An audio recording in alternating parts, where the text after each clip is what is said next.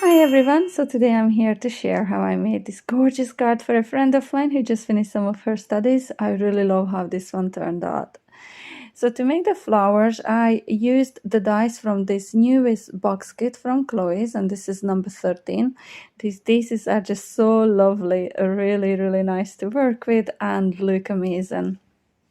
So the pastel sorbet collection paper from Chloe's again, I decided to use this yellow color and the blue.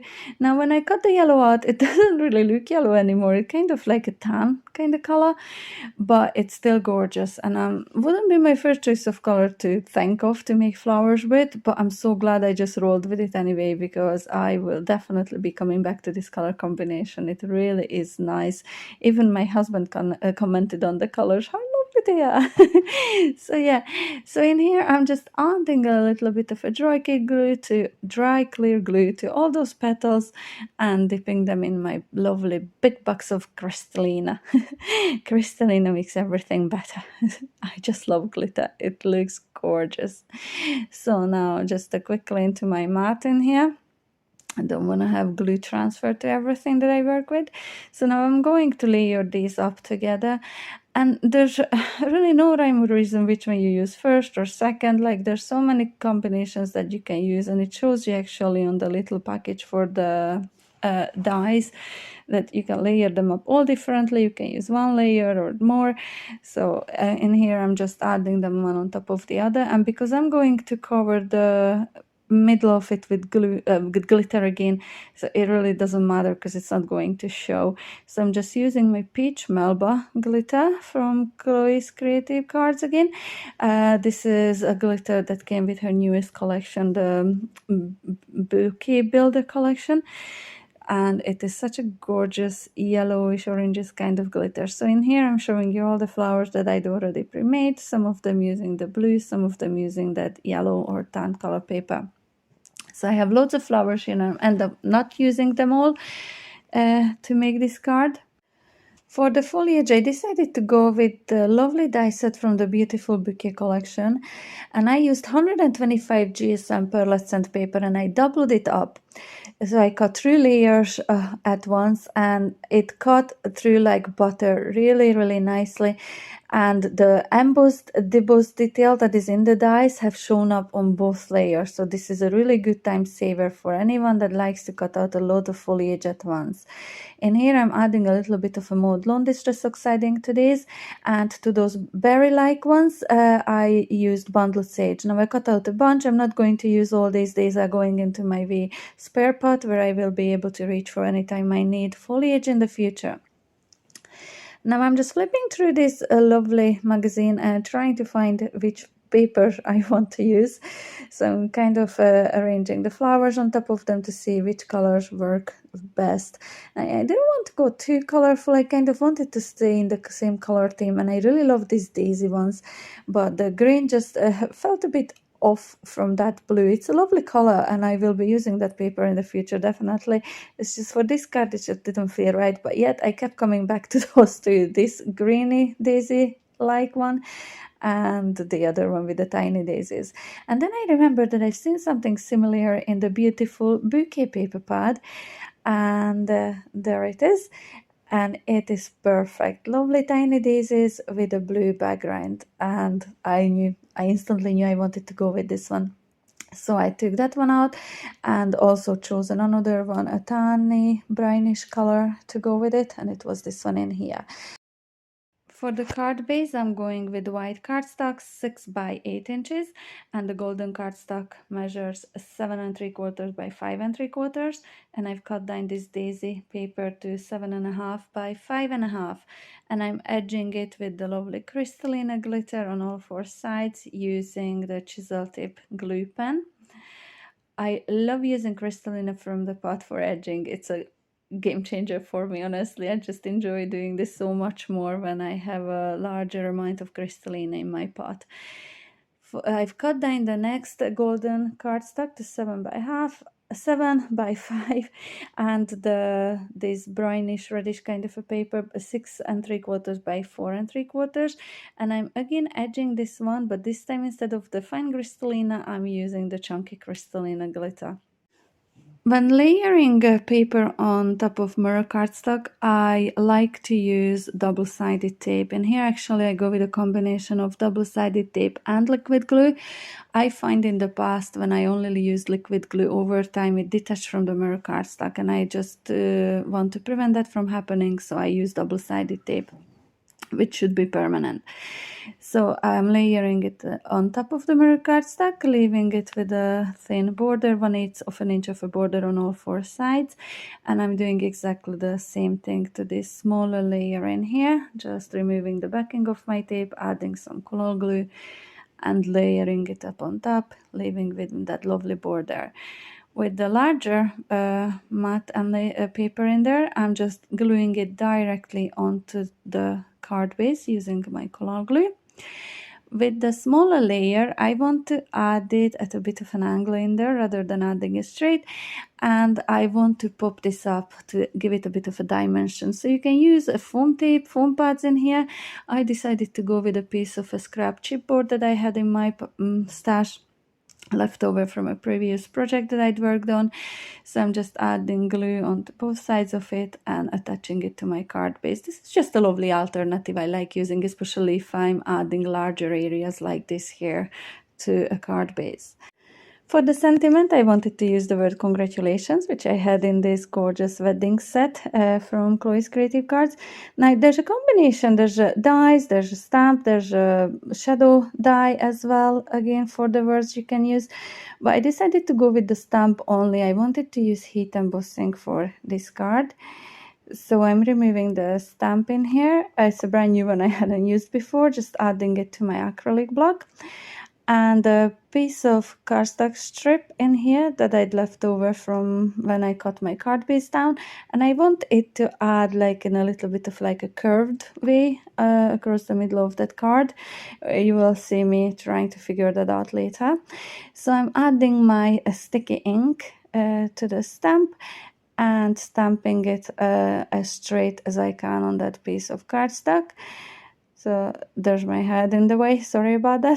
Just trying to eye it up so it's nice and straight across that cardstock strip.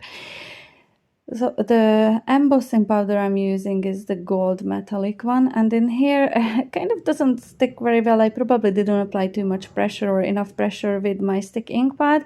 So back to the drawing board that goes in the bin. In the bottom right corner I was preparing my next cardstock. This time I'm using a wider strip of cardstock. It's just what was handy. So I decided to go with it anyway, and I cut it down later after heat embossing it. So I'm applying a much bigger pressure this time, and going to add the embossing powder back onto that piece of cardstock, and this looks so much better. I'm going to take my new Wow heat embossing tool, which I absolutely love using, and melted it down. Now you're going to see me in here. I've got right across that G, and so back to the drawing board again. Third time lucky. So doing exactly the same thing again. I just left these in because just to show you that I always make mistakes too. They happen. Yeah. So. And here I'm hoping third time lucky, no mistakes this time. So again, stamping it down using my embossing powder and the heat embossing tool again to melt the powder onto that sticking. And this looks absolutely gorgeous. Perfect. No stray little bits of pieces. So you'll see me heat emboss this again with my tool in here.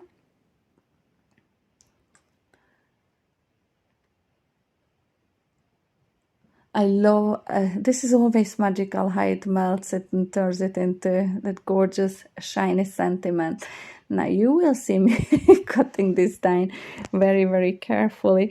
I'm just going bit by bit, almost like millimeter by millimeter. I really don't want to cut into it, but I just don't want it to be too wide. I want the writing to show, but I don't want to have too much excess either on the top or the bottom of that writing. So you can see me, I'm going bit by bit, and it turned out perfect. So I'm just adding a little bit of a curve in the middle, and I want to glue it in there, but it's missing something. So I was playing about with ideas, and I decided to try a little bit of that golden mirror cardstock at the edge, and I instantly knew that I wanted to use that. So I'm just cutting these down to a length that I think will work best. Playing about in here, just trying to figure out which way I want to add it, and I decide to go at an angle. So once I cut this down, this measures about 6 3/8, just under 6.5 of an inch, and the width of a card is 1 inch. So I'm going to cut down a piece of mirror gold cardstock to 1.25 of an inch of a width, adding some double-sided tape to glue this on the top of that. And the length of the golden mirror cardstock, I'm going to have exactly the same as the length of that white cardstock. So you will see me cut it down to size in a minute, just using my scissors. And I only have a bit of an overhang on the top and the bottom of that white cardstock strip, if it makes any sense. So I'm just going to use my quick grab glue and adding it to the two ends of that cardstock strip and adding it so there's like a curve in the middle of it, if that makes any sense. I absolutely love using this technique for sentiments. It really is nice because you can tuck stuff behind it, like flowers or anything, and kind of come out from behind that sentiment strip. I absolutely love it. So in here you will just see me play about with these flowers, and I'm adding a little bit of a foam square behind every single flower in there, so they are raised up from the surface of the card a bit as well.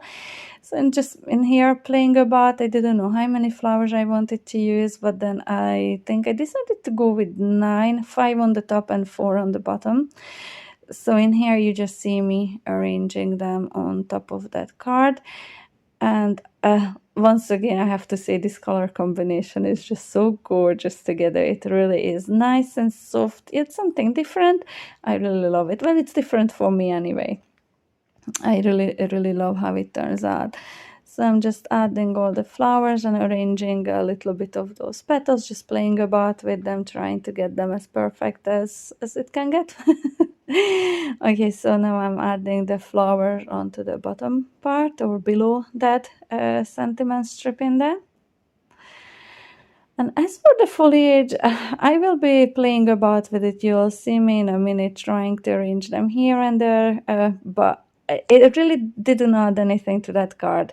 I just ended up using very little foliage, just some on the top left corner, and then on the bottom right corner. You'll see in a minute I remove all these in here. And I'm just going to go with the lighter color, the bundled sage that I use on those foliage with the little berries on them. And this is where I'm leaving it. So I'm just going to glue those onto those two corners. And I just use my quick grab glue, liquid glue, to do that.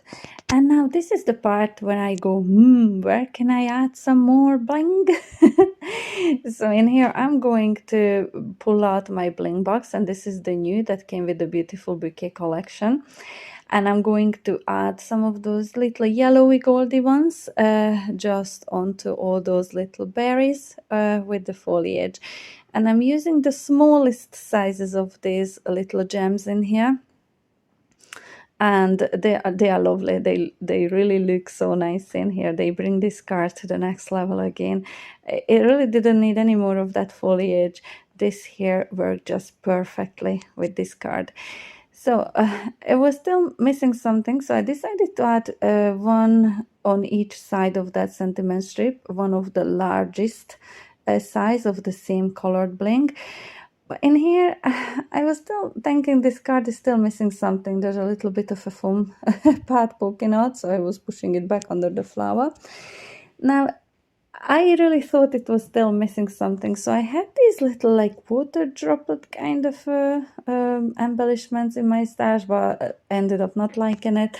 It didn't look right on that card. In here, me trying to figure out still what is it missing. It was still missing something, so I pulled out my Festive Fancies bling box, and I was looking if that blue would look nice in that corner. It really did. So I decided to add 3 on the top right corner and the bottom left corner. I'm adding one of the middle size in the middle and 2 of the smallest one on either side. And I really loved how this turned out. First I thought that blue might be a bit too strong, but it really wasn't. It really just worked perfectly with this card. So, and this is the card front is finished. Now, all that is left to do is just to add the piece of cardstock onto the inside of the card, a white piece of cardstock which I cut down to 7 3/4 by 5 3/4, and on the shorter side, on either side, I'm adding a 1/4 of an inch of a golden mirror cardstock strip in there, just to kind of bring that shine into the inside of the card as well. I'm going to use my Collage glue, and I'm going to glue this on the inside of the card, and this is where I will be later writing my message onto.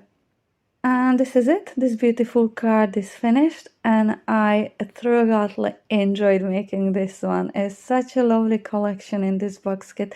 I look forward to using it again in future upcoming videos.